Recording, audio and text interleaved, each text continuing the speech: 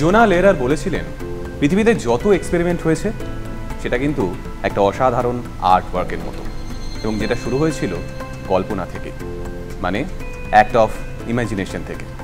কে বলতে পারে এই মঞ্চে যে সমস্ত স্টুডেন্টসরা আসছে তাদের মধ্যে থেকে কেউ কেউ বিখ্যাত বিজ্ঞানী হয়ে উঠল? নমস্কার, আপনাদের স্বাগত জানাই ডিডি বাংলা এবং বিড়লা ইন্ডাস্ট্রিয়াল অ্যান্ড টেকনোলজিক্যাল মিউজিয়ামের যৌথ উদ্যোগে আয়োজিত কোয়েস্ট 3.0-তে।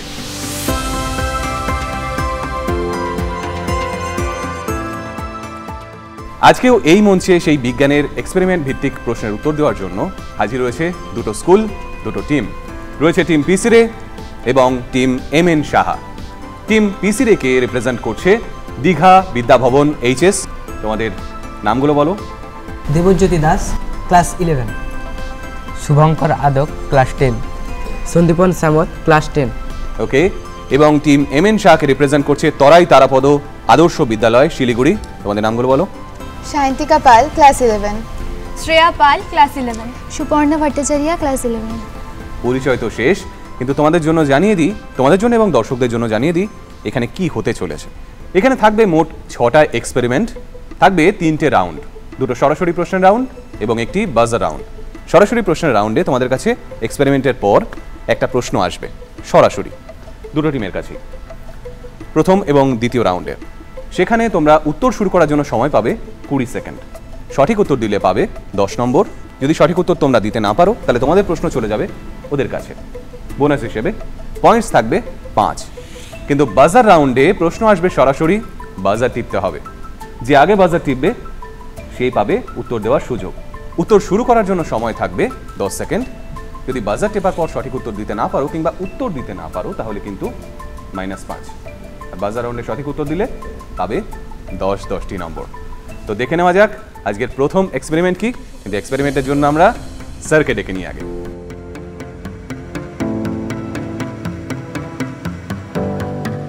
এই পর্বটি শুরু করার আগে আমাকে বিভিন্ন যে এক্সপেরিমেন্টগুলি আমরা এখানে আজকে করে দেখাবো সেটাতে সহযোগিতা করার জন্য আমার কলিগ শ্রী দিলীপ মালাকারকে আমি ডেকে নিচ্ছি।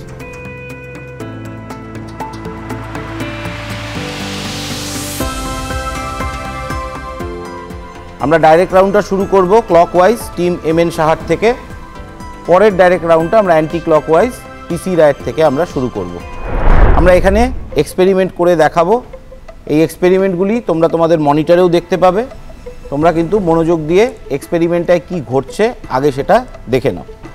আচ্ছা, এক্সপেরিমেন্টটা করার আগে আমাদের কাছে কি কি আছে আমরা দেখে নিই। এখানে আমাদের কাছে একটি কয়েল বা কুণ্ডলী আছে, তার মাঝখান দিয়ে একটি লোহার কেন্দ্রক বা আয়রন কোর রাখা আছে, আর আরেকটা আমাদের কুণ্ডলী আছে যার মধ্যে কিছু এলইডি লাগানো আছে। এবার আমরা এই প্রথম যে কুণ্ডলীটি আছে তাকে অল্টারনেটিভ কারেন্টের সঙ্গে যুক্ত করে দেখব কি ঘটছে। আমরা যুক্ত করে নিই আগে। আমরা এর মধ্যে দিয়ে 220 ভোল্ট এসি কারেন্ট পাস করছি। এবার এই দ্বিতীয় কুণ্ডলীটিকে আমরা ওপর থেকে একবার নিচে নামাবো এবং লক্ষ্য করব কি ঘটছে। লক্ষ্য করো কি ঘটছে। তোমরা কিছু লক্ষ্য করতে পারছো? আমরা দেখলাম যত ওপর থেকে নিচে এটা নামানো হচ্ছে এলইডিগুলি কিন্তু উজ্জ্বলভাবে জ্বলছে। এবার যদি উল্টোটা করি, আমরা নিচের থেকে এটাকে উপরে নিয়ে যাই লোহার কেন্দ্রক বরাবর, তাহলে কিন্তু এটা নিভে যাচ্ছে। আমি সরাসরি প্রশ্ন করব টিম এমএন সাহার কাছে, লোহার কেন্দ্রকের ভেতর দিয়ে দ্বিতীয় কুণ্ডলীটি প্রথম কুণ্ডলীর যত কাছে যাচ্ছে এলইডিগুলি তত বেশি উজ্জ্বল হয়ে জ্বলছে। তোমাদের প্রশ্ন হলো এই ঘটনাটির ব্যাখ্যা কী? উত্তর শুরু করতে হবে 20 সেকেন্ডের মধ্যে। তোমাদের সময় শুরু হচ্ছে এখন। তড়িৎ প্রবাহ দেওয়ার ফলে ওখানে একটি ইলেকট্রোম্যাগনেটিক ফিল্ড উৎপন্ন হচ্ছে। সেই জন্য যেহেতু কুণ্ডলীকে যত লোহার কেন্দ্র বরাবর নিচে নামানো হচ্ছে, সেই কারণে যেহেতু ইলেকট্রোম্যাগনেটিক ফিল্ডের ক্রিয়াকলাপ বাড়ছে, সেই জন্য সেটি উজ্জ্বলভাবে জ্বলছে। আর কিছু তোমরা যোগ করতে চাও এর সঙ্গে? তোমরা আংশিকভাবে সঠিক উত্তরটি দিয়েছো, কিন্তু আরও কিছু যদি তোমরা যোগ করতে চাও খুব তাড়াতাড়ি তোমরা বলো। সময় নষ্ট করা যাবে না, যাও তোমাদের যদি কিছু অ্যাডিশনাল বলার থাকে তাড়াতাড়ি বলতে হবে আমাদেরকে। কিছু অ্যাড করতে চাও? হ্যাঁ, না? আমরা সম্পূর্ণ উত্তরটি টিম এমএন সাহার কাছ থেকে পাইনি। আমরা চলে যাচ্ছি বোনাস প্রশ্ন নিয়ে টিম পিসি রায়ের কাছে। তোমরা উত্তরটি শুরু করবে 10 সেকেন্ডের মধ্যে। তোমাদেরও সময় শুরু হচ্ছে এখন। স্যার যখন ওই কয়েলের মধ্যে কারেন্ট ফ্লো হচ্ছে তখন কোন কয়েলের মধ্যে? ওই যে নিচের কয়েল, নিচের কয়েলটা, ঠিক আছে। এবারে ওটা একটা ম্যাগনেট এ পরিণত হচ্ছে, মানে তড়িৎ চুম্বক এ পরিণত হচ্ছে। হলো। এর ফলে এরপর যখন আমরা ওই আরেকটি কয়েলটাকে বা বস্তুটাকে উপর থেকে যত কাছের দিকে আনতে থাকি, এর মধ্যে আবেশ সৃষ্টি হচ্ছে চৌম্বকীয়ভাবে। এবারে যত কাছে আসে তত বেশি আবেশের সৃষ্টি হয়, তত বেশি চৌম্বক। কিভাবে তত বেশি আবেশের সৃষ্টি হয়? স্যার কাছাকাছি এলে তো আকর্ষণ বলটা বৃদ্ধি পাবে। মানে কিসের জন্য বৃদ্ধি পাবে? স্যার দূরত্বটা কমছে না, আরেকটা কিছু ঘটে না? যাই হোক, ঠিক আছে, বলো। তোমরা ঠিক দিকেই বলছো। ইলেকট্রন প্রবাহটা বাড়বে। বলে নাও। এর ফলে স্যার যত কাছাকাছি আসছে তত চুম্বকত্ব বৃদ্ধি পাচ্ছে, মানে আপনার মানে ইলেকট্রনের ফ্লোটাও বাড়ছে। এর ফলে তাড়াতাড়ি ইলেকট্রিকটাও ফ্লো হচ্ছে, সেই জন্য যত কাছাকাছি আসছে তত এই ভোল্টেজ বেশি পাচ্ছে। আর দূরে নিয়ে গেলে আবার কমে যাচ্ছে কেন? স্যার ভোল্টেজ কমে যাচ্ছে, ম্যাগনেটিক পাওয়ারটা কমে যাচ্ছে। এই পাওয়ারটা কমে যাচ্ছে। যাই হোক, তোমরা গুছিয়ে পুরোটা না বললেও তোমরা সঠিকই উত্তর দিয়েছো। বোনাস নাম্বার হিসেবে তোমরা 5 নাম্বার পেয়ে যাচ্ছ। আমরা একটু বিশদেই উত্তরটি দেখে নেব। এটা এখানে একটা ট্রান্সফরমার যেভাবে কাজ করে সেভাবেই কাজ করছে। নিচেরটা প্রাইমারি কয়েল আমরা ধরতে পারি এবং ওপরেরটা সেকেন্ডারি কয়েল। এবার প্রাইমারি কয়েলের মধ্যে যখন এসি কারেন্ট যাচ্ছে তখন কি হচ্ছে? একটা পরিবর্তনশীল চৌম্বক ক্ষেত্রের তৈরি হচ্ছে এবং ফ্যারাডের সূত্র অনুযায়ী সেকেন্ডারি কয়েলের মধ্যে ইলেকট্রোমোটিভ ফোর্স ইনডিউস হচ্ছে, আবেশ যেটা তোমরা বলেছো। যেটা তোমরা চৌম্বকত্ব বলেছো সেইখানটা একটু বলে রাখা উচিত। যেটা যখন ওপর থেকে নিচের দিকে যাবে এর মধ্যে লাইন্স অফ ফোর্স, চৌম্বকীয় বলরেখা বৃদ্ধি পাবে। ফলে যত এটা কাছাকাছি আসবে বলরেখার মান বা বলরেখার সংখ্যা বৃদ্ধি পাওয়ার জন্য এটা কিন্তু বেশি উজ্জ্বলভাবে জ্বলবে এবং উপর দিকে উঠে আসলে সেটা কিন্তু উজ্জ্বলতা কমে যাবে। ঠিক আছে? তাহলে এই হচ্ছে আমাদের প্রথম এক্সপেরিমেন্টের এক্সপ্লানেশন। আসলে একটু চোখ কান খোলা রাখলেই কিন্তু এই উত্তরগুলো দেওয়া যেতে পারে। যেমনটা বইতে আমরা পড়ি সেগুলোই এই এক্সপেরিমেন্টগুলো এখানে উঠে আসছে, তাই তো?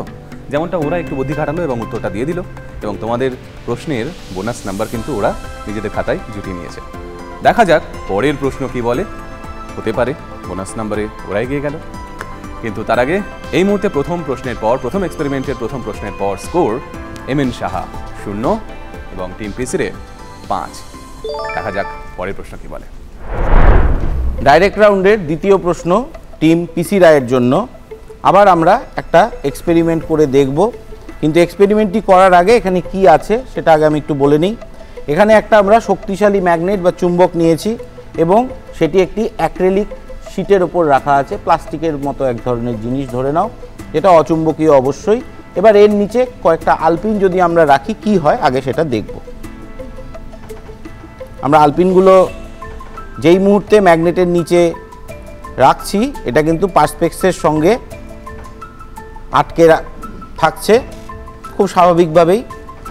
আচ্ছা, এবার আমরা যদি এই অ্যাক্রিলিক শিটের ভেতরে কাঠ, তামা এবং লোহার প্লেট আছে আমাদের কাছে, সেগুলিকে প্রবেশ করাই তাহলে কি ঘটবে তোমরা কিছু ধারণা করতে পারো? আচ্ছা, দেখা যাক একে একে আমরা প্রবেশ করাই। প্রথমে আমরা কাঠের একটা প্লেট প্রবেশ করালাম। আলপিনগুলোর কি হলো? আটকে আছে না পড়ে গেল? আটকেই আছে, ঠিক আছে। এবার আমরা তামাকে প্রবেশ করিয়ে দেখি কি ঘটছে। এক্ষেত্রে আমরা কি লক্ষ্য করলাম? আলপিনগুলো কিন্তু লেগে আছে। এবার আমাদের কাছে একটাই প্লেট আছে, লোহার একটি প্লেট। এবার এটা প্রবেশ করে দেখব কি ঘটছে। কি মনে হয়? দেখা যাক। এবার লোহার প্লেট আমরা চুম্বক এবং অ্যাক্রিলিকের ভেতরে প্রবেশ করার সাথে সাথে আলপিনগুলো কিন্তু খুলে পড়ে গেল। ডাইরেক্ট প্রশ্ন টিম পিসি রায়ের কাছে, যখন চুম্বকের নিচে কাঠের বা তামার প্লেট থাকে তখন আলপিনগুলি এই অ্যাক্রিলিক শিটের গায়ে লেগে থাকে, কিন্তু লোহার প্লেট রাখলে সেগুলি পড়ে যায়। এই ঘটনার ব্যাখ্যা কি? উত্তর সময় শুরু করার সময় 20 সেকেন্ড, সেটা তোমাদের জন্য শুরু হচ্ছে এখন। স্যার আগে যখন অ্যাক্রিলিক শিটের মধ্য দিয়ে চুম্বক মানে বলরেখাগুলো যাচ্ছিল, সেই সময় কি হচ্ছিল, কোনো মাঝখানে বাধা ছিল না। এবার স্যার কাঠ যদি আমরা প্রবেশ করাই, কাঠ কিন্তু অচুম্বকীয় পদার্থ, সেই জন্য সে এখানে বলরেখায় কোনো প্রভাব ফেলতে পারেনি তেমনটা। কিন্তু যখনই আমরা লোহার পাতটি ঢুকালাম, তখন সে কি করছে, ওই বলরেখার গতিপথকে পরিবর্তন করার চেষ্টা করছে। কিভাবে গতিপথটাকে পরিবর্তন? স্যার নিজের দিকে টানবে। মানে কেন, মানে কিসের? সমমেরু হয়। সমমেরু কিভাবে হবে? এটা তো বিষমেরু স্যার। বিষম বা সম যেটাই বলো তোমরা, এটা কোন প্রপার্টির জন্য এই ঘটনাটা ঘটছে? অচুম্বকীয় এবং চুম্বকীয় পদার্থের, ম্যাগনেটিক নন ম্যাগনেটিক সাবস্টেন্সের কোন প্রপার্টির জন্য ম্যাগনেটিক লাইন্স অফ ফোর্সগুলো যেতে পারে বা পারে? তোমরা যেটা বলেছো সেটা ঠিক, যে এখানে যাচ্ছে, একটা যাচ্ছে না, কিন্তু কেন এই প্রবাহটা বাধা দিচ্ছে লোহা কিভাবে, কোন প্রপার্টিটা, সেটা বলতে হবে। সেটাই প্রশ্ন আসলে। তোমরা কিছু যোগ করবে? যাই হোক, তোমাদের কাছ থেকে আমরা সম্পূর্ণ উত্তরটি পাইনি। বোনাস প্রশ্ন চলে যাচ্ছে, যেরকম আমাদের অ্যাঙ্কার বলে গেছিলেন যে তোমাদের কাছেই আসতে পারে। দেখো তোমাদের কাছেই এসছে, টিম এমএন সাহার কাছে। উত্তর শুরু করার জন্য 10 সেকেন্ড তোমরা সময় পাবে। তোমাদের সময় শুরু হচ্ছে এখন। ঘড়িতে কিন্তু সময় কমছে, উত্তর দেওয়ার হলে শুরু করো। চুম্বকটি তার চারপাশে চুম্বক বলরেখার দ্বারা আবেশ সৃষ্টি করছে, ফলে আলপিনগুলি যেহেতু তড়িতে সুপরিবাহী, তড়িৎ তো এখানে কোনো মানে চুম্বক দ্বারা আকৃষ্ট হয় আলপিনগুলি, সেটা ওরাও সেজন্য বলেছে। সেখানে অ্যাক্রিলিক শিটে গায়ে লেগে থাকে। এবার যে কোনো চুম্বক এর পরিবাহী নয় এইরকম কোনো যদি বস্তু দেওয়া হয় মাঝে, তাহলে সেটা চুম্বক ক্ষেত্রকে কোনোভাবে এফেক্ট করতে পারে না। সেখানে যদি লোহাকে, এই কথাগুলো ওরাও বলেছে, ওরা যেটা বলেনি সেটা আমরা তোমাদের কাছ থেকে শুনতে চাইছি। কিছু আর যোগ করবে? লোহা হলো চুম্বকের যেহেতু সুপরিবাহী, তাই লোহা চুম্বকটিকে আকর্ষণ করছে, ফলে আলপিন অবধি পৌঁছচ্ছে না। না, আমরা যে মানে উত্তরটা খুঁজছি সেটা তো ওরাই বলেছে, তাহলে আমি ওদেরকেই নাম্বারটা দিতাম। আমরা উত্তরটা পেলাম না। তোমরা ম্যাগনেটিক পারমিয়াবিলিটির কথা শুনেছো, চৌম্বক ভেদ্যতা। এখানে এই প্রপার্টিটার জন্য এই ঘটনাটা ঘটছে। যখন এখানে কোনো পাত দেওয়া নেই, তখন চুম্বক বলরেখার আকর্ষণের ফলে কিন্তু আলপিনগুলো লেগে থাকছে। এবার কোনো পদার্থের মধ্যে দিয়ে চুম্বক বলরেখা প্রবাহ কতটা হবে সেটা ডিপেন্ড করে তার এই ম্যাগনেটিক পারমিয়াবিলিটির ওপরে। নন ম্যাগনেটিক সাবস্টেন্সের এই পারমিয়াবিলিটি কম, ফলে তোমরা যেটা বলেছো যে ম্যাগনেটিক লাইন্স অফ ফোর্সের প্রবাহ সহজে হবে, এবং এটা তাই কাঠ বা তামা যখন আমরা দিচ্ছি তখন কিন্তু এটা আকর্ষণ করেই রাখছে। কিন্তু চৌম্বকীয় পদার্থ যেরকম লোহার এই ম্যাগনেটিক পারমিয়াবিলিটিটা অনেক বেশি, ফলে এদের মধ্যে দিয়ে চুম্বক বলরেখাগুলি সহজেই যেতে পারছে না। ফলে কিন্তু যেই মুহূর্তে আমরা আয়রন প্লেটটাকে এর ভেতরে প্রবেশ করাচ্ছি, সাথে সাথে আলপিনগুলো খুলে যাচ্ছে। বোঝা গেছে?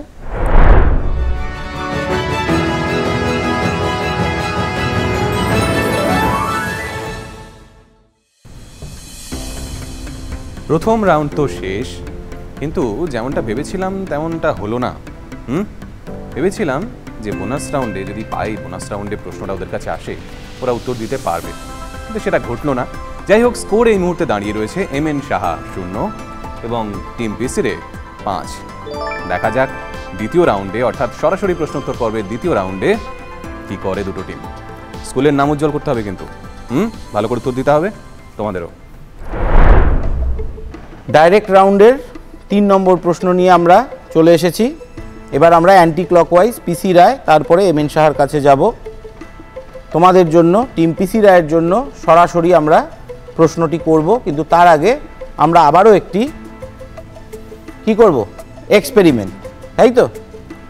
এবার তোমরা এক্সপেরিমেন্টটি করার আগে দেখে নাও এখানে কি আছে। এখানে একটি নল আছে, ঠিক আছে, একটা টি আকৃতির নল আছে, যার দুটি প্রান্তে একই রকমের দুটি বেলুন লাগানো আছে। এবার আমরা এই কর্কটা দিয়ে যে আটকানো আছে এটা খুলে নিয়ে এর মধ্যে হাওয়া দেব। এবার ফু দিয়ে আমরা এমনভাবে বেলুন দুটোকে ফোলাচ্ছি যে একটা বেলুনকে আমরা চেষ্টা করব বড় করে ফোলাতে, আরেকটা বেলুনকে আমরা চেষ্টা করব ছোট করে ফোলাতে। এবার আমরা হাত দিয়ে কিন্তু দুটো বেলুনকে সেই অবস্থায় চেপে ধরে রাখবো, একটা বড় একটা ছোট।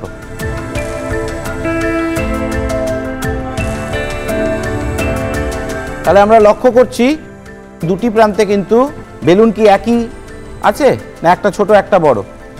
এবার যদি আমরা হাত দুটো ছেড়ে দেই এবং এই টিউবের মধ্যে দিয়ে হাওয়াকে যাতায়াত করার সুযোগ করে দেই, তাহলে কি ঘটবে? কি ঘটবে আন্দাজ করতে পারছো তোমরা কিছু? আমরা দেখে নেই কি ঘটছে। এখানে আমরা কি লক্ষ্য করলাম? ছোট বেলুনটি আরো ছোট হয়ে গেল এবং বড় বেলুনটি আরো বড় হয়ে গেল যখন আমরা বায়ু প্রবাহ করতে দিলাম। এইটুকু আমাদের কাছে পরিষ্কার। তাহলে আমি প্রশ্নে চলে যাচ্ছি। টিম পিসি রায়ের কাছে সরাসরি প্রশ্ন হলো, ছোট বেলুনটি আরও ছোট হয়ে গেল এবং বড়টি আরও বেশি ফুলে উঠল, এই পর্যবেক্ষণ বা এই ঘটনাটির কারণ কি তা তোমাদের বলতে হবে। তোমরা উত্তর শুরু করবে 20 সেকেন্ডের মধ্যে। তোমাদের সময় শুরু হচ্ছে এখন। বড় বেলুনটির আয়তন বড় ছিল, অর্থাৎ সেখানে বায়ুর চাপ কম ছিল। ঠিক। এটা ছোট বেলুন ছিল, আয়তন কম ছিল, চাপটা বেশি ছিল। ঠিক আছে। বায়ু নিম্ন থেকে উচ্চ চাপে যায়। এবার বায়ুর নিম্ন থেকে উচ্চ চাপে যায়, ওই জন্য পরিষ্কারভাবে বলো যাতে সবাই আমরা শুনতে পাই। স্যার, বড় বেলুনটি প্রথমে আয়তন বেশি ছিল। বেশি ছিল বড় বেলুনের, চাপ কম ছিল। চাপ কম ছিল, সবাই জানি। ছোট বেলুনটির আয়তন কম ছিল, চাপ বেশি ছিল। ঠিক। এর ফলে আমরা জানি যে চাপ উচ্চ চাপ থেকে নিম্ন চাপে যায়। উচ্চ চাপের থেকে নিম্ন চাপে যাচ্ছে। ওটাই চাপ, যখন আমরা চাপ প্রবাহিত হতে দিচ্ছি, মানে বায়ু প্রবাহ। ঠিক বলেছো, একদম সঠিক উত্তর দিয়েছো তোমরা তোমাদের ডাইরেক্ট কোশ্চেনের, এবং সেই সাথে তোমরা এই রাউন্ডের 10-10টি নম্বর পেয়ে গেছো। আসুন আমরা বিশদে এই উত্তরটি একটু জেনে নিই। ফোলানোর শুরুর দিকে একটি বেলুনের ভেতরে ধীরে ধীরে চাপ বৃদ্ধি পায়। একটি সর্বোচ্চ মানের পর এই চাপ আবার খানিকটা কমেও যায়। সুতরাং শুরুতে ছোট বেলুনটির ইন্টারনাল প্রেসার বা আভ্যন্তরীণ চাপ বড়টির চেয়ে বেশি। এই কারণেই যখন দুটি বেলুনের মধ্যে আমরা বায়ু প্রবাহ হতে দিচ্ছি, তখন ছোট বেলুন থেকে বড় বেলুনের দিকে বায়ু প্রবাহিত হচ্ছে। এছাড়াও এখানে আরেকটি ঘটনার কারণে, যাকে আমরা পৃষ্ঠটান বা সারফেস টেনশন বলি, সেই কারণেও কিন্তু এই ঘটনাটি ঘটছে, যেখানে দুটি বেলুন সমান আয়তনের না হয়ে ছোট বেলুনটি ছোট এবং বড়টি আরও বড় হচ্ছে। এই হচ্ছে আমাদের তৃতীয় প্রশ্নের উত্তর। আমি জানি আপনাদের অনেকেরই হয়তো মনে হচ্ছিল আগের এক্সপেরিমেন্টটায় যে বেলুন দুটো হয়তো সমান হয়ে যাবে, মানে আমাদের সাধারণ বুদ্ধি যা বলে। কিন্তু কোথাও গিয়ে সায়েন্স এইখানেই মজাদার। নীল টাইসন বলেছিলেন যে সায়েন্স কিন্তু সত্যি কথাটাই বলে, আপনি বিশ্বাস করুন আর নাই করুন। তো এই রাউন্ডে সেরকম একটা মজাদার প্রশ্নের পর দেখা যাক স্কোর কোথায় দাঁড়িয়ে আছে। টিম এমএন সাহা কিন্তু 0তেই আছে এই মুহূর্তে, কিন্তু পিসি রায় এই মুহূর্তে 15তে পৌঁছে গেছে একটা সঠিক উত্তর দিয়ে। দেখা যাক, তোমাদের কাছে সুযোগ কিন্তু এখনো অনেকটা রয়েছে, ভালো করে খেলতে হবে। ওকে, দেখা যাক পরের প্রশ্ন কি আসে। এই পর্বের চতুর্থ প্রশ্ন, ডাইরেক্ট রাউন্ডের শেষ প্রশ্ন নিয়ে আমরা এবার টিম এমএন সাহার কাছে। এবার একটা এখানে আমরা এক্সপেরিমেন্ট করে দেখব। প্রথমে কি আছে আমরা দেখে নিই। আমাদের সঙ্গে দিলীপ মালাকার বাবু আছেন, উনি দেখাবেন। এটা একটা কিন্তু ইনক্লাইন্ড প্লেন বা নততল, বুঝতে পেরেছ? এখানে একটা বাটির মতো আমরা এটা প্লাস্টিক দিয়ে বানিয়েছি, অ্যাক্রিলিক দিয়ে বানিয়েছি রাদার। এখানে এটা আছে এবং আমাদের কাছে আছে একটা লোহার বল। ঠিক আছে, তোমরা ভালো করে কিন্তু দেখবে কি ঘটছে, তাহলেই উত্তরটি দিতে পারবে, খুব সহজ। এবং বলটিকে আমরা একদম শেষ প্রান্তে রাখছি। বল এবং বাটিকে এই নততলের ওপরে আলাদা আলাদা জায়গায় রাখা হয়েছে এবং আমরা যদি এবার এই নততলটি ছেড়ে দেই, তাহলে সিস্টেমটি কিভাবে নিচে আসে তোমরা খুব ভালো করে দেখো। আমরা ছেড়ে দিলাম, কি হলো? বাটিটির ভেতরে কিন্তু বলটা চলে আসছে, তাই তো? টিম এমএন সাহার কাছে তাহলে আমরা সরাসরি প্রশ্ন নিয়ে চলে যাচ্ছি। নততল বরাবর দুটি আলাদা অবস্থানে থাকা সত্ত্বেও বলটি বাটির মধ্যে এসে পড়ল, এই পর্যবেক্ষণের কারণটি তোমাদের ব্যাখ্যা করতে হবে। উত্তর শুরু করার জন্য 20 সেকেন্ড সময় তোমাদের শুরু হচ্ছে এখন। বলটি নততলে ছিল, অর্থাৎ বলটির মধ্যে যদি গড়িয়ে যাওয়ার চেষ্টা করতো তখন বলের মধ্যে ত্বরণ থাকতো জি সাইন থিটা, সেটা অভিকর্ষজ ত্বরণ হতো। কিন্তু যেহেতু নততলটা হঠাৎ করে ছেড়ে দেওয়া হলো, তাই গোটা নততলটা একসাথে এমজি নিয়ে নিচে পড়ছে, তাই সেই বলটা, যে বলটা এই যে সাইন থিটা নিয়ে নিচের দিকে যাওয়ার কথা ছিল, সেটা কিছু দূর অনুভূমিকভাবে এগিয়ে যায়, আর এমজির জন্য ও নিচে পড়ে যায়, সেই জন্য ওটার সাথে ব্যালেন্স করে নেয় বাটিটার সাথে। আরও কিছু তোমরা বলতে চাইছো? কারণ উত্তরটা সঠিকভাবে তোমরা বলতে পারছো না। প্রশ্নটা আবার করছি, নততল বরাবর দুটি আলাদা অবস্থানের থেকে পড়া সত্ত্বেও বলটি বাটির মধ্যে এসে পড়লো, এটা কিভাবে সম্ভব? না, আমি উত্তর তোমাদের কাছ থেকে পাচ্ছি। তোমরা কিছু বলতে চাইছিলে? যাই হোক, আমরা উত্তরটি এমএন শাহ টিমের কাছ থেকে পেলাম না। বোনাস প্রশ্ন চলে যাচ্ছে টিম পিসি রায়ের কাছে। উত্তর শুরু করার জন্য 10 সেকেন্ড সময় তোমাদের শুরু হচ্ছে এখন। একটু জোরে বলবে। স্যার, নততলের যে স্থানে বলটি রাখা হয়েছিল, হঠাৎ যখন সেই নততলটিকে ছেড়ে দেয় তখন ওটা একটা অ্যাঙ্গেলে ছিল, মানে স্পিয়ারের একটা অংশ হিসেবে ছিল।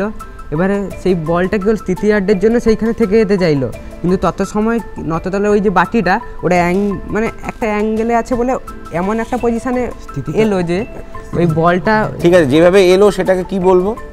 তোমরা অ্যাঙ্গেল বলছো, ঠিকই বলছো স্যার, একটা সার্কুলার মোশন টাইপের হচ্ছে, কিন্তু তার জন্য বাটিটার মধ্যে কি ঘটছে? বাটিটার মধ্যেই কি ঘটছে, বলটার মধ্যেই কি হচ্ছে?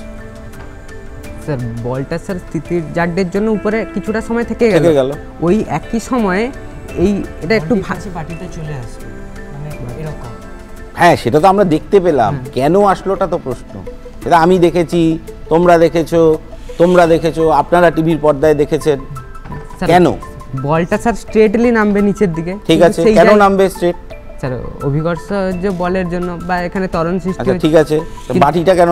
বাটিটাও তো তাহলে স্ট্রেটই নামবে। কিন্তু স্যার, ওখানে যে ক্ল্যাম্প দিয়ে জোড়া আছে ওটা একটা এইভাবে ঘোরার চেষ্টা করবে, মানে সেটাকে কি বলবো? সেগুলোই তো আমরা জানতে চাইছি। মানে বিটস অ্যান্ড পিসেস যেটাকে আমরা বলি, সেটা দিয়েছো, কিন্তু গুছিয়ে যেটা বলার কথা ছিল সেটা তোমরা বলনি। তাই আমি তোমাদেরকে এই প্রশ্নটির জন্য, মানে উত্তরটির জন্য এই প্রশ্নের নাম্বার দিচ্ছি না। উত্তরটা একটু জেনে নিই তোমাদের জন্য এবং টিভির পর্দায় যারা দেখছেন, এবং আমি অনুরোধ করব আরও একবার এক্সপেরিমেন্টটি করাতে। শুরুতে বলটাকে আমরা এমন একটা জায়গায় রেখেছিলাম যে বাটির অন্তিম অবস্থানের সোজাসুজি সেটা থাকবে। ঠিক আছে, তোমরা যেটা বলছিলে বাটিটি নততলের সমান, এই বাটিটি এই নততলের সঙ্গে কিভাবে যখন পড়বে, যেটা তোমরা বলছিলে কিন্তু টার্মটা বলনি, অ্যাঙ্গুলার অ্যাক্সিলারেশন, কৌণিক ত্বরণ নিয়ে নিচে নেমে আসবে, এবং বলটি যেটা তোমরা বলেছো ইনারশিয়ার কথাটা ওরা বলছিল, সেটা কিন্তু লিনিয়ার অ্যাক্সিলারেশন নিয়ে নিচে আসবে। ঠিক আছে, তোমরা আরেকটা শব্দও বলেছো, একটা কোণ বলছিলে, আমি তখন তোমাদের জিজ্ঞেস করলাম কোণটা কি। এখানে কিন্তু একটা অ্যাঙ্গেল, এই যে নাতিকোণ, সেটারও কিন্তু একটি ভূমিকা আছে। আমরা এটা এমনভাবেই তৈরি করেছি যে এই কোণটাকে যদি আমরা বদলে দেই এই ঘটনাটা কিন্তু ঘটবে না। তাই এই সব কিছু মিলে যখন এই সিস্টেমটাকে আমরা ছেড়ে দিচ্ছি, যেহেতু অ্যাঙ্গুলার অ্যাক্সিলারেশন লিনিয়ার অ্যাক্সিলারেশনের থেকে বেশি, ফলে যখন এটা ছাড়া হবে তখন সোজাসুজি বলটি কিন্তু এই বাটিটির মধ্যে পড়বে, যা আমরা আরও একবার দেখাচ্ছি।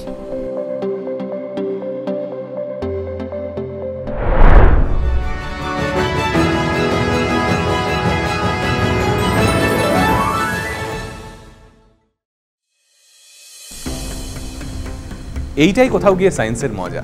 আমরা দেখছিলাম যে দুটো জিনিস আলাদা জায়গায় আছে, অথচ এক জায়গায় এসে পড়লো।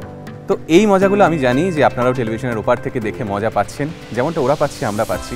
তো দেখা যাক পরের প্রশ্ন কি বলে। বাজার রাউন্ডে এরপরে কিন্তু মজাদার প্রশ্ন আসতে চলেছে, কিন্তু তার আগে বলে রাখি এমএন শাহ কিন্তু এখনো খাতা খুলতে পারেনি। কি হচ্ছে তোমাদের? আরও চৌখস নজর রাখতে হবে এদিকে, এবং উত্তর দিতে হবে ঠিক করে। হ্যাঁ, বাজারে হাত থাকবে। তোমাদেরও বলছি বেস্ট অফ লাক, ভালো করে উত্তর দিও। তাহলে বাজার রাউন্ড নিয়ে আমরা কিন্তু এবার চলে এসেছি। বাজার রাউন্ডে দুটি প্রশ্ন থাকবে। যারা আগে বাজার তোমরা প্রেস করবে, উত্তর দেওয়া তাদেরই কিন্তু দায়িত্ব হয়ে যাবে, না হলেই কিন্তু আমাদের সঞ্চালক বলেছেন -5। তোমরা নিশ্চয়ই আমাদের টেবিলে যে সরঞ্জামগুলি আছে তা দেখে এতক্ষণে বুঝেই গেছো যে এবারের প্রশ্ন কিন্তু কেমিস্ট্রি বিষয়ে। চলো এক্সপেরিমেন্টটি করার আগে আমরা দেখে নিই আমাদের কাছে কি কি আছে। আমাদের কাছে আছে ভিনিগার এবং একটি কনিক্যাল ফ্লাস্কের মধ্যে খাবার সোডা এবং একটা বেলুন রাখা আছে কনিক্যাল ফ্লাস্কের সঙ্গে। আরেকটি কনিক্যাল ফ্লাস্কের মধ্যে আছে হাইড্রোক্লোরিক অ্যাসিড, সেখানেও একটি বেলুন আছে এবং আছে জিঙ্ক। ঠিক আছে, এবার আমরা পরীক্ষাটা করব। প্রথমে আমরা এই খাবার সোডার মধ্যে ভিনিগার মিশিয়ে দেখব কি ঘটছে।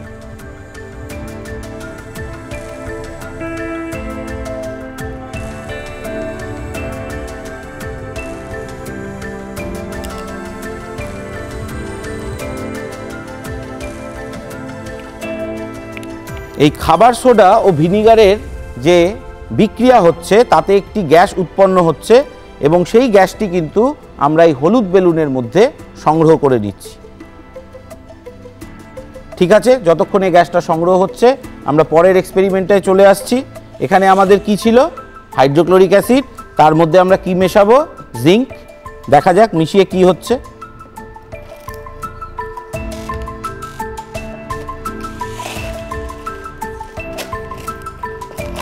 জিঙ্ক কিন্তু আমরা এবার হাইড্রোক্লোরিক অ্যাসিডের মধ্যে মিশিয়ে দেব, এখানেও একটি গ্যাস উৎপন্ন হবে।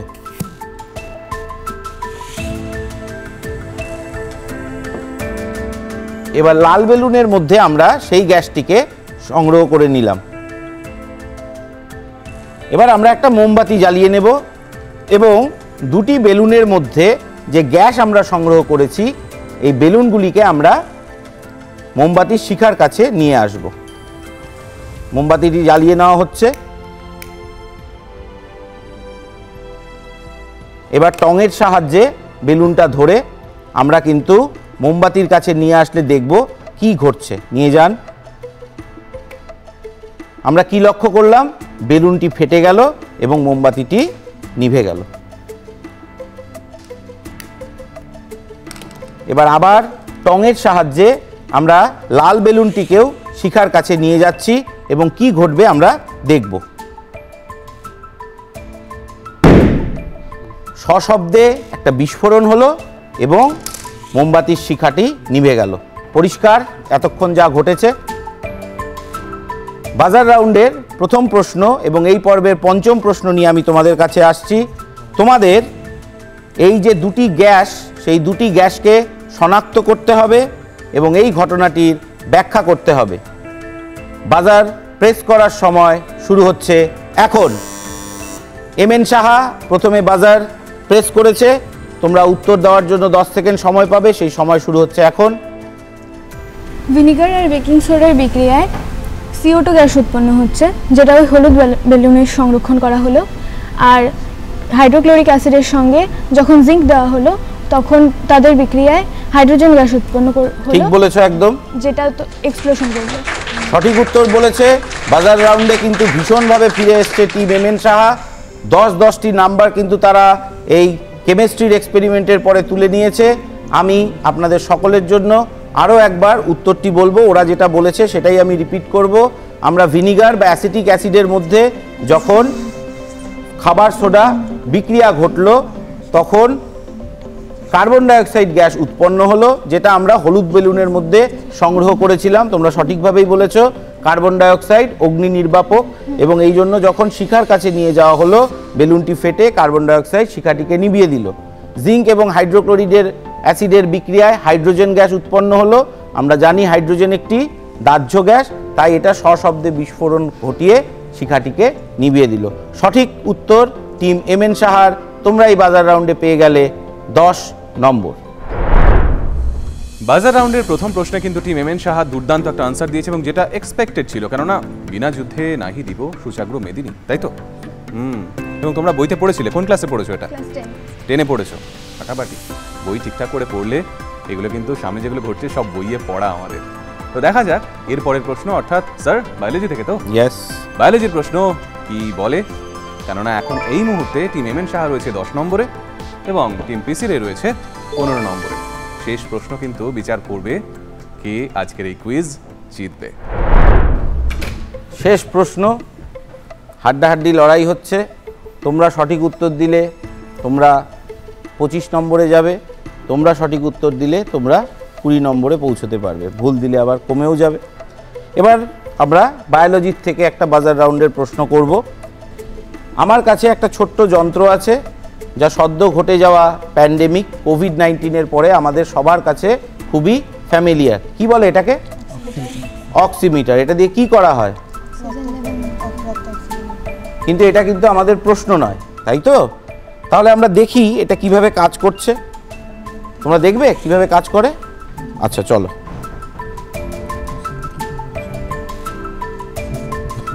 পালস অক্সিমিটার দিয়ে আমরা সাধারণত আমাদের রক্তে কতখানি অক্সিজেন আছে তা পরিমাপ করে থাকি।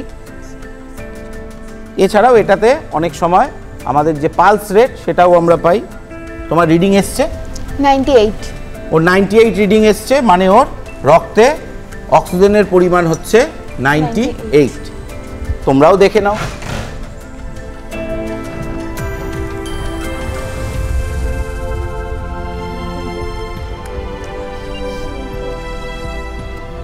আগে আমাদের ছোটবেলায় বাড়িতে থার্মোমিটার থাকতো।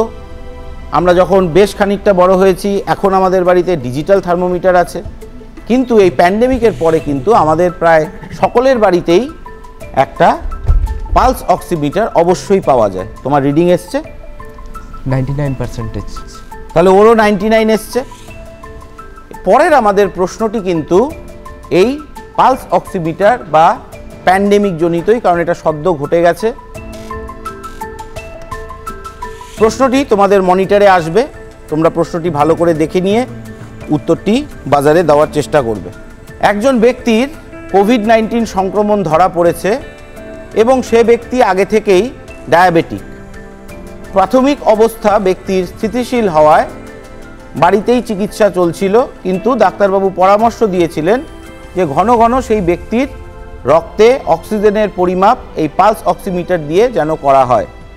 সংক্রমণের দ্বিতীয় দিন পালস অক্সিমিটার দিয়ে যখন আমরা রক্তে অক্সিজেনের পরিমাপ করতে যাচ্ছি তখন আমরা রিডিং পেলাম 90 বা 90। এই পর্যবেক্ষণের থেকে আমরা কি সিদ্ধান্তে আসতে পারি এবং আমাদের এই অবস্থায় কি করা উচিত? ক্লিয়ার? বাজার প্রেস করার সময় শুরু হচ্ছে এখন। এবারও টিম এমএন সাহা কিন্তু ফাস্টেস্ট ফিঙ্গার ফাস্ট, প্রথমে বাজার প্রেস করে উত্তরটি দেওয়ার জন্য কোয়ালিফাই করেছে। তোমরা এই উত্তরটি শুরু করবে 10 সেকেন্ডের মধ্যে, সেই সময় শুরু হচ্ছে এখন। কোভিড-19 ধরা পড়ায় সেই ব্যক্তির রক্তে অক্সিজেনের পরিমাণ ইতিমধ্যে কমে গেছে। আর যেহেতু ডায়াবেটিক পেশেন্ট, তার শরীরে ইনসুলিনের অলরেডি অভাব আছে, সেজন্য তার অক্সিজেনের পরিমাণ আরও অনেক বেশি কমে গেছে। সেই জন্য ডাক্তারবাবু ঘন ঘন রক্তে অক্সিজেনের পরিমাণ নির্ণয়ের পরামর্শ দিয়েছেন। যেহেতু ওনার শরীরে অক্সিজেন অনেকটা কমে গিয়েছে, সে ডায়াবেটিক অবশ্যই, যেটা তোমরা বলেছো। কিন্তু আমরা কি জানি, বা আমি তোমাদের কাছ থেকে জানতে চাইছি যে পরিমাণটা কত হলে আমরা বলবো? তুমি যে বলছো কমে গিয়েছে, অনেকখানি কমে গিয়েছে, এটা কিসের সাপেক্ষে বলছো? মানে নরমালটা কি সেটা তো আর্টেরিয়াল নরমাল অক্সিজেন স্যাচুরেশন কত থাকার কথা? 95। সঠিক উত্তর। এমএন সাহা বাজার রাউন্ডে কিন্তু সঠিক উত্তর দিয়েছে। আমরা এটা অনেকেই হয়তো এক্সপিরিয়েন্সও করেছি কোভিডের সময়, যে কিভাবে এই ব্যাধিটি আমাদের মধ্যে বিপুলভাবে ছড়িয়েছিল, আমাদের বিভিন্নভাবে ক্ষতিগ্রস্ত করেছে। কোমরবিডিটি আছে এখানে, কারণ ব্যক্তি আমরা বলেছি প্রথম থেকেই ডায়াবেটিক, এবং কোমরবিডিটি যাদের ছিল তাদের কিন্তু সংক্রমণ বেশি হলে ফুসফুসের বেশি ক্ষতি হবে, এবং 94% বেশি আমাদের সাধারণভাবে রক্তে অক্সিজেন থাকার কথা। তোমাদের দেখেছো, তোমাদের বয়স অনেক কম, তোমরা খুব সুস্থ, তোমাদের প্রায় 99-100% কাছাকাছি। ফলে যেই ব্যক্তির কোমরবিডিটি আছে, অক্সিজেন স্যাচুরেশন কমে গেছে, সেই ব্যক্তিকে অবশ্যই কিন্তু আমরা ডাক্তারি পরামর্শে তার অক্সিজেন যাতে বাড়ে এবং তাকে যাতে খুব দ্রুত আমরা হাসপাতালে নিয়ে যেতে পারি, সেই ব্যবস্থা কিন্তু আমাদের করতে হবে। যে অ্যানিমেশনটি তোমরা দেখতে পাচ্ছ যে পালস অক্সিমিটার দিয়ে কিভাবে আমরা অক্সিজেন মাপি, হিমোগ্লোবিনের সঙ্গে অক্সিজেন বাইন্ড করে এবং সেটাই পালস অক্সিমিটার কিন্তু ডিটেক্ট করতে পারে। এটি একটি খুবই অপরিহার্য হয়ে উঠেছে। শুধু কোভিড নয়, বিভিন্ন লাং বা রেসপিরেটরি ডিজিজের জন্যও কিন্তু অনেকেরই আমাদের এখন বিভিন্ন যে পলিউশন, অন্যান্য কারণে সিওপিডি, অ্যাজমা, অনেক ধরনের রেসপিরেটরি ইলনেস হয়, সেখানে কিন্তু আমাদের এই পালস অক্সিমিটার অগ্রিম জানিয়ে দিতে পারে কখন আমাদের বাড়ির থেকে ডাক্তারের সুপরামর্শ নিতে হবে।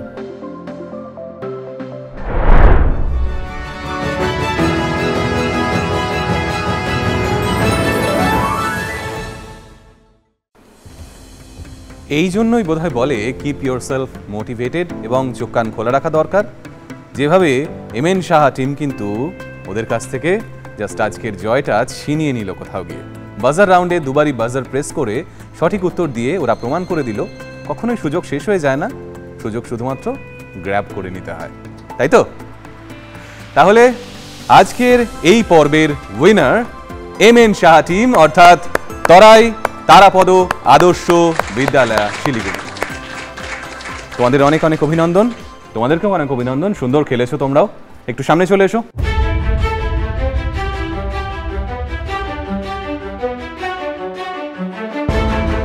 স্যার, আপনাকে অনুরোধ করবো ওদের হাতে সার্টিফিকেটস তুলে দেওয়ার জন্য। Shubhankar Adak, congratulation. Sandipan, Debjyoti, congratulation, thank you. এবং ওদের জন্য সায়ন্তিকা পাল, আজকের winner team MN Saha. Shreya Pal, Suparna Bhattacharya.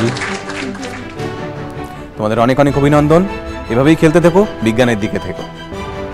এবং এই সঙ্গেই আমি দেখে নেব দুই স্কুলের শিক্ষক শিক্ষিকাদের। প্লিজ আপনারা চলে আসবেন।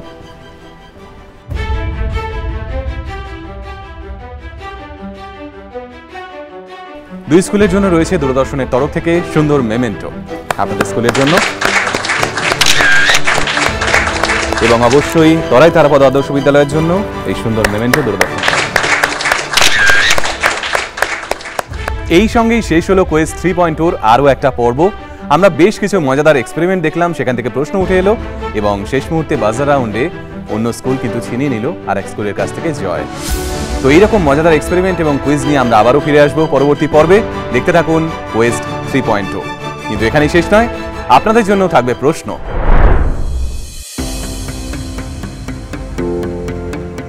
হিগস বোসন যাঁর নামে নামাঙ্কিত, সে নামেই প্রতিষ্ঠান কলিকাতা স্থিত। মূলগত বিজ্ঞানের গভীর অন্বেষণ, চলে হেথা সঁরি সেই মহান জীবন। ৮৬ সনেতে হয় সূচনা তাহার, বলো দেখি কোন সেই গবেষণাগার। উত্তর দিতে পারবেন নিচে দেওয়া এই লিঙ্কে। প্রথম সঠিক উত্তরদাতার নাম এবং ছবি দেখানো হবে দূরদর্শনের পর্দায়। গত সপ্তাহের সঠিক উত্তর হলো যাদবপুর বিশ্ববিদ্যালয়। গত সপ্তাহের প্রশ্নের সঠিক উত্তর দিয়েছেন সুমন বসাক, ধাত্রীগ্রাম, পূর্ব বর্ধমান থেকে। এছাড়াও সঠিক উত্তর দিয়েছেন